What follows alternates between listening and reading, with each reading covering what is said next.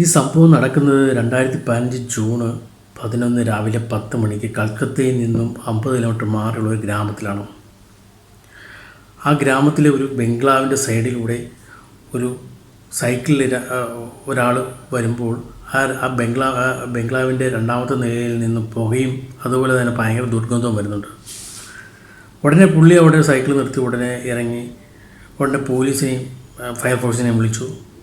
എന്നിട്ട് പുള്ളി പോകാതെ അവിടെ തന്നെ നിന്നു. അപ്പോൾ 2-3 പേരും കൂടെയൊക്കെ അവിടെയുള്ള ആ പരിസരത്തുള്ള 2-3 പേരും കൂടെയൊക്കെ വന്നിട്ട് പുള്ളി അവിടെ വെയിറ്റ് ചെയ്യണം. അപ്പോൾ പോലീസും ഫയർഫോഴ്സും ഉടനെ എത്തി.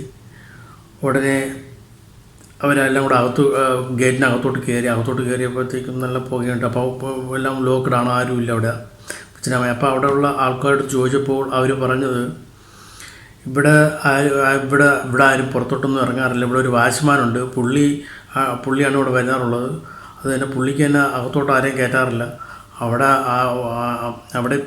അവിടെയുള്ള ആൾക്കാർ പുറത്തോട്ടും പോകാറില്ല, പുറത്തുള്ള ആൾക്കാർ അകത്തോട്ടും പോകാറില്ല.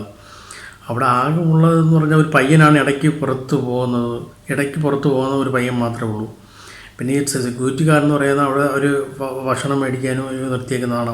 അവർ പൈസ കൊടുക്കും, ഭക്ഷണം മേടിച്ചു കൊടുക്കും, അത്രേ ഉള്ളൂ. അല്ലാതെ വേറെ ഒരു പൈസ അവിടെ വെച്ചേക്കും, അതെടുക്കുക, അത്രേ ഉള്ളൂ. സെക്യൂരിറ്റിയായിട്ട് യാതൊരു കോണ്ടാക്റ്റും ഉള്ള ആരുമായിട്ട് യാതൊരു ബന്ധവുമില്ല അവർക്ക്. അപ്പോൾ പോലീസുകാരുടനെ അപ്പോൾ അതിനിടയ്ക്ക് തന്നെ സെക്യൂരിറ്റിക്കാരൻ വന്നു.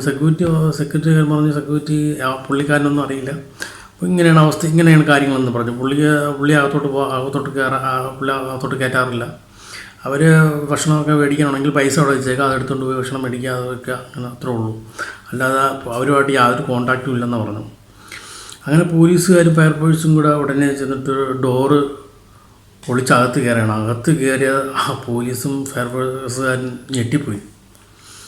അതാ ക്ലീൻ ചെയ്തിട്ടൊക്കെ വർഷങ്ങളായി ഒരു ഒരു ഒരു ഒരു പ്രേതാലയം പോലെ കിടക്കുക സംഭവം. എന്ന് വെച്ച് കഴിഞ്ഞാൽ ക്ലീൻ ചെയ്യാറില്ല. ഭക്ഷണം കഴിച്ചതിൻ്റെ വേസ്റ്റുകളൊക്കെ അവിടെ എവിടെയെല്ലാം കിടക്കുന്നുണ്ട്. ഭക്ഷണം കഴിച്ച പേപ്പറും മറ്റുള്ള വേസ്റ്റുകളെല്ലാം അവിടെ തന്നെ കിടക്കുകയാണ്. ഒന്നും ക്ലീൻ ചെയ്തിട്ടേ ഇല്ല, വർഷങ്ങളായിട്ട് ക്ലീൻ ചെയ്തിട്ടില്ല. അങ്ങനെ ഉടനെ പോലീസ് ഉടനെ ഫയർഫോഴ്സ് ഉടനെ ഈ ഇതിന്ന് ഭാഗത്തോട്ട് ചെന്ന് ആ വെള്ളം ഒഴിച്ച് തീയെല്ലാം അണച്ചു. നോക്കിയപ്പം കാണാമല്ലോ അതൊരു മനുഷ്യശേഖരം അതിനകത്ത് കത്തിക്കൊണ്ടിരുന്നത്. അതിൻ്റെ ദുർഗന്ധമാണ്, അതിൻ്റെ ഈ തീയാണോ കണ്ടുകൊണ്ടിരുന്നത്. അങ്ങനെ ഉടനെ തന്നെ വലിയ മുതിർന്ന ഉദ്യോഗസ്ഥന്മാരെല്ലാം അവിടെ ഉടനെ എത്തി. അവരെല്ലാവരും അങ്ങോട്ട് ചെന്ന് സെർച്ചിങ് തുടങ്ങി. അങ്ങോട്ട് മറ്റുള്ള റൂമുകളിലൊക്കെ നോക്കിയപ്പോൾ ഒരു റൂമിൽ നിന്ന് ഭയങ്കരമായിട്ടുള്ള ദുർഗന്ധം വരുന്നുണ്ട്.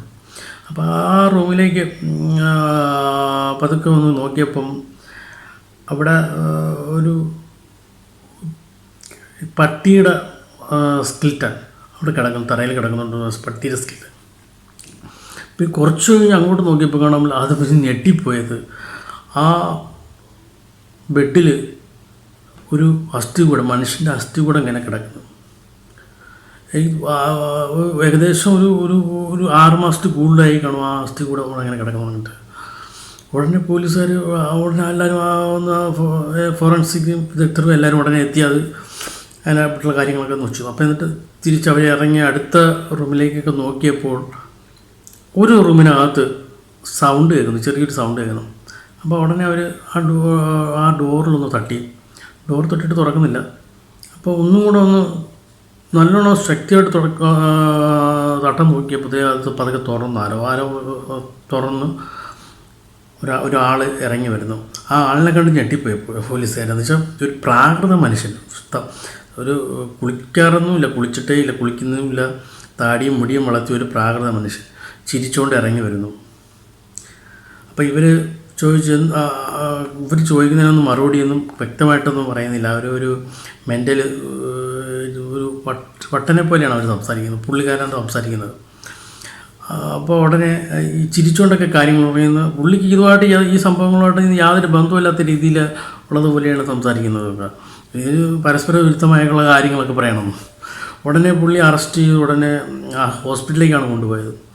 ഹോസ്പിറ്റലിൽ കൊണ്ടുപോയി എന്നിട്ട് പോലീസുകാർ അവിടെ തന്നെ നിൽക്കുകയാണ്. അവർ അവിടെ എല്ലാം സെർച്ച് ചെയ്യുകയാണ്. അപ്പോൾ അവിടെയെല്ലാം സെർച്ച് ചെയ്തപ്പോൾ കാണാം അവിടെ എല്ലാവരും പേപ്പറുകളിൽ എഴുതി ഓരോന്ന് ഇംഗ്ലീഷിൽ ഓരോ വേർഡുകൾ എഴുതി കൊടുക്കുന്നുണ്ട്.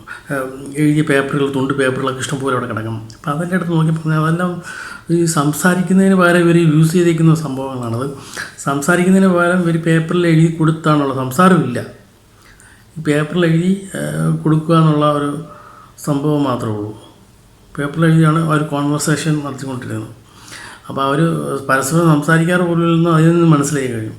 പിന്നെ നോക്കിയപ്പോൾ ഒരു ഡയറി അവിടെ ഇരിക്കുന്നത്. അപ്പോൾ ഈ പോലീസ് ഈ ഡയറി തുറന്നു നോക്കിയപ്പോൾ കണ്ടത് കാഴ്ച എന്ന് പറഞ്ഞാൽ ആ ജീവിതം എന്ന് പറഞ്ഞാൽ വളരെ അത്ഭുതപ്പെടുത്തുന്ന രീതിയിലുള്ള കഥയാണ് ആദ്യം എഴുതിയിരിക്കുന്നത്. അതിൽ എഴുതിയിരിക്കുന്നത് 1968 അരവിന്ദ് ആരതി എന്ന് പറയുന്ന രണ്ടുപേര് ഫാമിലിയായിട്ട് ബാംഗ്ലൂർ താമസിക്കുന്ന സമയത്ത് അപ്പോൾ അവർക്ക് 2 കുട്ടികളുണ്ട്. ജാനകി എന്ന് പറയുന്ന മകളും സാർത്ഥ എന്ന് പറയുന്ന മകനുമാണുള്ളത്. അപ്പോൾ ഈ സമയത്ത് അമ്മയ്ക്കാണെങ്കിൽ ഭയങ്കര സംശയമാണ്, മക്കളെ ഭയങ്കര സംശയം. എന്ന് വെച്ച് കഴിഞ്ഞാൽ ആരോട് സംസാരിക്കുന്നത് ഇഷ്ടമല്ല. അവർ തമ്മിൽ സ്കൂളിൽ പോവുക, കൂട്ടുകാരോട് സംസാരിക്കുന്നത് പോലും ഇഷ്ടമല്ല. ആ രീതിയിലാണ് അവർ വളർത്തുന്നത്. ആ രീതിയിൽ ഭയങ്കരമായിട്ടുള്ള സ്നേഹമാണ്. അപ്പോൾ ആ രീതിയിലാണ് സംസാരിക്കുന്നത്. പുറത്തൊന്നും ഇറങ്ങി ആരോട് സംസാരിക്കാൻ പാടില്ല, അങ്ങനെയൊക്കെയുള്ള ഭയങ്കരമായിട്ട് സ്ട്രിക്റ്റായിട്ടുള്ള കാര്യങ്ങളാണ്. അപ്പോൾ ആ സമയത്ത് ഇവർ പഠിച്ചു, കോളേജെല്ലാം കഴിഞ്ഞു, കോളേജ് പഠനമെല്ലാം കഴിഞ്ഞ്. അപ്പോൾ അങ്ങനെ നിൽക്കുന്ന സമയത്ത് അച്ഛൻ മരിക്കുകയാണ്. അച്ഛൻ മരിച്ചപ്പോഴത്തേക്കും ഇവരെല്ലാവരും കൂടി ബാംഗ്ലൂരിൽ നിന്ന് കൽക്കട്ടയിലേക്ക് വരികയാണ്. കൽക്കട്ടയിൽ വന്നപ്പോഴത്തേക്കും പിന്നെ അവർ തിരിച്ചു പോകാതെ വന്നപ്പോഴത്തേക്കും പിന്നെ അവർ കുറച്ച് നാൾ വന്നപ്പോൾ അരവിന്ദിന് ഇവിടെ നിൽക്കുന്നതുകൊണ്ട് താല്പര്യമില്ല. എന്ന് വെച്ച് കഴിഞ്ഞാൽ അരവിന്ദിന് സിറ്റിയിൽ താമസിക്കുന്നതുകൊണ്ടാണ് താല്പര്യം.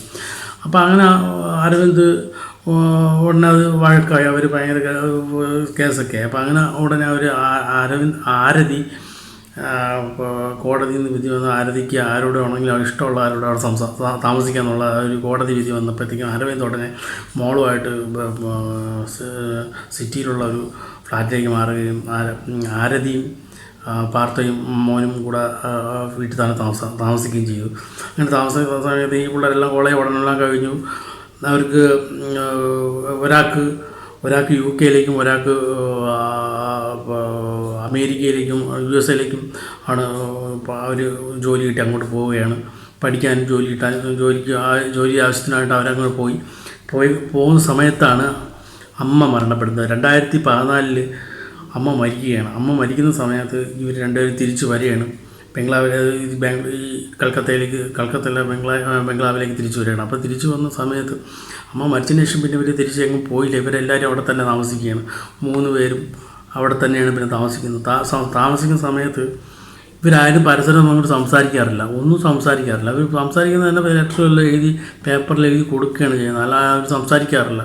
അങ്ങനെയൊക്കെ ഉള്ള ഓരോ പ്രകൃതങ്ങളാണ്. ആ സമയത്താണ് ജാനിക്ക് 2 പട്ടികളുണ്ട്. പട്ടികൾ ഈ ജാനി കിടക്കുന്ന റൂമിൽ തന്നെ കിടന്നങ്ങ് മരിക്കുകയാണ്. മരിക്കുന്ന ജഡം പോലും മാറ്റുന്നില്ല. അതവിടെ തന്നെ അങ്ങ് ചീഞ്ഞ് ദ്രവിച്ച് അവിടെ കിടക്കുക. അത് അവിടെ ഒന്നും ഒരു ക്ലീനിങ്ങേ ഇല്ല. ആ ഫ്ലാറ്റ് ആ വീട് ആ കൊട്ടാരം ക്ലീൻ ചെയ്യാറില്ല, ബംഗ്ലാവ് ക്ലീൻ ചെയ്യാറില്ല. ആ രീതിയിലാണ് അങ്ങനെ കിടക്കുന്നത്. അപ്പം ഈ പട്ടികൾ മരിച്ച വിഷമത്തിൽ ജാനകിയും ഭക്ഷണമൊന്നും കഴിക്കാതെ തന്നെ വളരെ ഭക്ഷണം കഴിക്കാതെ ദുഃഖിച്ച് ആ ബെഡിൽ കിടന്നങ്ങ് മരിക്കുകയാണ്. മരിച്ചിട്ട് ആ ബെഡിൽ ചേട്ടൻ അവിടെ കിടന്ന് ദ്രവിച്ച് പോയിട്ട് നാറ്റടിച്ച് കിടന്നിട്ട് പോയി അത് മാറ്റുക, അത് ആരോടെ അറിയിക്കുകയോ ഒന്നും ചെയ്തിട്ടില്ല. 2 പേരവിടെ ഉണ്ട്. അവരൊന്നും അങ്ങനെയൊന്നും ഒരു ഇതുമില്ല. അവിടെ തന്നെ അങ്ങ് കിടക്കുകയാണ്. ആ അസ്ഥി കൂടെ ആ കട്ടിൽ തന്നെ കിടക്കുകയാണ്. അപ്പം അങ്ങനെ ഒരു അങ്ങനെ ഇരിക്കുമ്പോഴാണ് അച്ഛൻ പെട്രോൾ ഒഴിച്ച് ആത്മഹത്യ ചെയ്ത് അപ്പോഴാണ് ഈ നാട്ടുകാരെല്ലാവരും പോലീസെല്ലാവരും അറിഞ്ഞ് വന്നത്.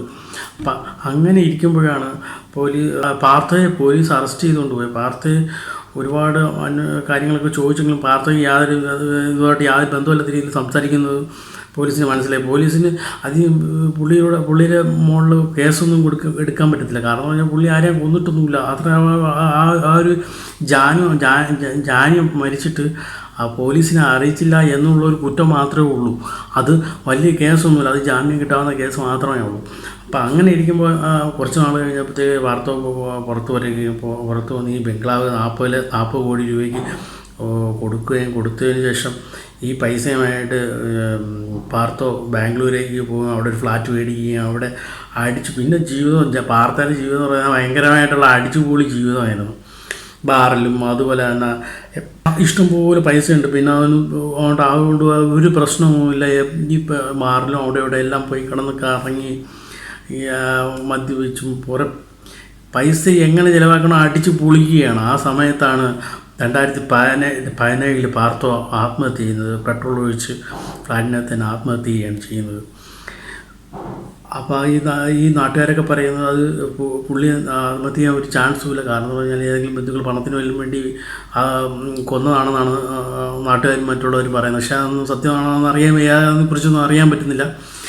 അതൊന്നും നമുക്ക് അറിയത്തില്ലല്ലോ. അതിനെക്കുറിച്ച് പോലീസ് പിന്നെ അതിനെക്കുറിച്ച് അന്വേഷിച്ചിട്ടുമില്ല. അപ്പോൾ നിങ്ങൾക്ക് ഈ ചാനൽ ഇഷ്ടപ്പെട്ടിട്ടുണ്ടെങ്കിൽ നിങ്ങൾ സബ്സ്ക്രൈബ് ചെയ്യുക, കമൻറ്റ് ചെയ്യുക, ലൈക്ക് കൊടുക്കുക.